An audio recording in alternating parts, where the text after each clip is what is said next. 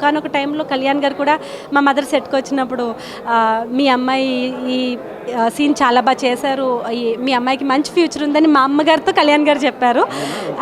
ఈ మూవీ తర్వాత మీరు మీ అమ్మాయిని ఎవరికి ఇంట్రడ్యూస్ చేయక్కర్లేదు, ఆ ఒక్క మాట ఆయన నోట్లోంచి వచ్చింది, నా మైండ్లో బాగా పడిపోయింది. సో అప్పటి నుంచి ఐ బీన్ వెరీ హోప్ఫుల్.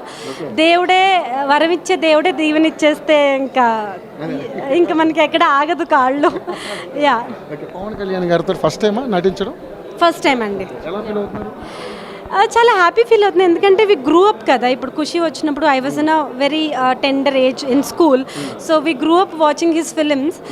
డెఫినెట్గా ఎక్కువ అభిమానం ఉండడం వల్ల ఆయన కలిసినప్పుడు మనకు ఆల్రెడీ తెలిసిన ఆయన, బాగా తెలిసిన ఆయన అనిపిస్తుంది. Because every day you think of him, you watch him.